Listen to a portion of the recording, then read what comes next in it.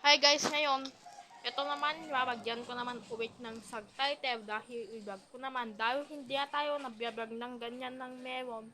Huwag ka ng kutsara. Kutsara. Dapat ngayon na no.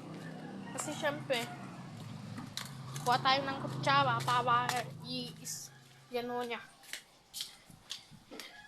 First time ko lang nakakita sa sobrang tagal naman ulit.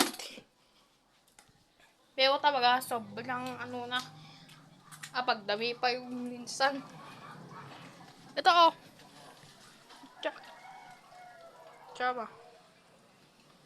Ito na. Ayan, ito. Ayaw niya pa. Ito. Ayan, tatanggapin na ang ating parang seeds niya. Remogi 6. Lagyan ko naman ng sagteter para matindihan ang ating remogi seeds. Ganun. Makakain. Hindi yan maiinom. Bakit? Mayroon kang kagat. Baba Dapat may kagat ka dapat. Bakit mayroon kang inom? Baba. Sa ganyan. Dapat baba Tapos, remove the skin ing meron, kaya yung knife. Ito talaga yung pinakakailangan kong i-vlog. Vlog dahil hindi na natanda yung boses ko. Pero kung tumanda na ako ng parang 20 years. I-cheers ko yan kay Lord. Thank you Lord talaga. Importante, thank you Lord ka kung marunong ka lang magluto. Ganun. And, remove the seed. Kaya, magyan ko naman ng parang subtitle. Kinakabahan na tayo, baka makalat ha. Kinakabahan na tayo, baka. Ayan. So, de-design na namang na parang cubes meron. Kasi syempre, design of the meron. Talaga, ide-design nyo yan. Parang cubes. Kayo na ang bahala kung anong design ang gusto nyong slice. Ganyan talaga ang mako-content ko, kaya hindi ko na na-vlog nung minsan. Sayang Busy ako nung minsan, kaya hindi ko binag, kaya una i-vlog ko na. Ito naman yung matandang lolo. Matandang lolo. Iba kayo ka. Ayan, matanda masyado, kaya ako hindi pa. Hindi pa. Tabaga, batang-bata pa. Pero, hindi na Pero parang matanda na ako konti. Kung mabait ako, kung meron tayong taga-utos kay mama. Ayan. Pero talaga, lalagyan ko ang subtitle kasi syempre, ito yung kinakadawasan, wagyan ng subtitle ulit. Yan ang subtitle, kaya i-vlog ko nga ngayon dahil meron na tayong taga-vlog. Natagal na tayo, hindi na. At mag-enjoy na tayo sa susunod week na video. Talaga binablog ko yan. Hindi ko na sanang binak ng hindi bababas. Tinanggal natin. Sobrang nakakalungkot na kung madaming damo-damo. Bago na kasing damo-damo, kaya meron ng grass.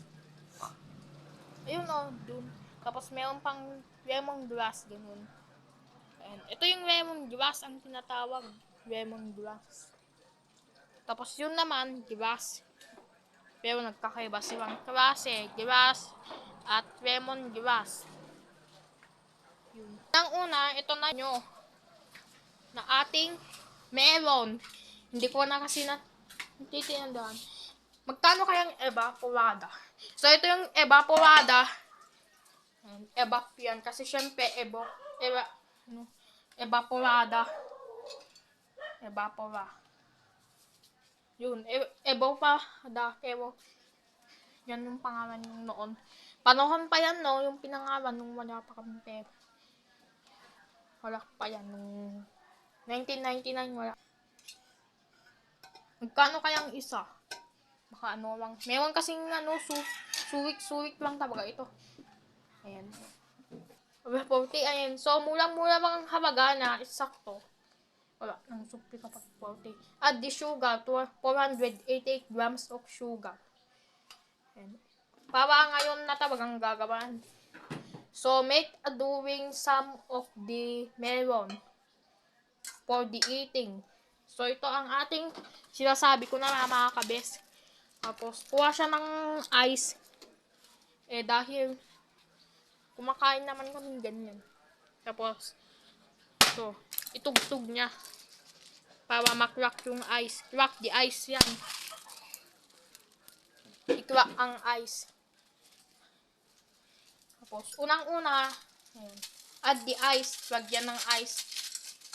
Pour eggs cold in the melon. Ayan.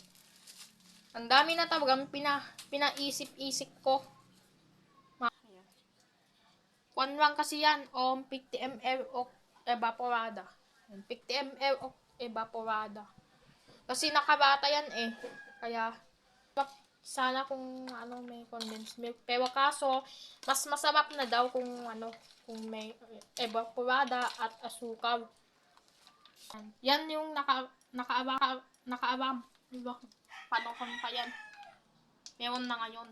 Wala pa yung noon. Nung 19 plus, wala pa. Talaga wala pa. Tapos, unang-una, for the eating na. Kaya lagyan naman ang ating melon. Ayan, para i-add na sa baso. Ayan, plastic na baso yan. Kaya dahil meron na tayong melon. Tawaga pang dalawa. Tapos ako, di pang tatlong baso. Tatlong baso kasi yan yung kinuha niya mga kabes. Ayan, ganito na kasi ang lasa. Ayan. Simple lang. Natapon. Tapon. Ang gatas na. Ito na ang ating Ayan. Ito na itabi ko naman para ipapakita sa inyo ang ating video. Ayan. Ayan. Bye-bye! Thanks for watching. Sa susunod, mag-vlog ulit.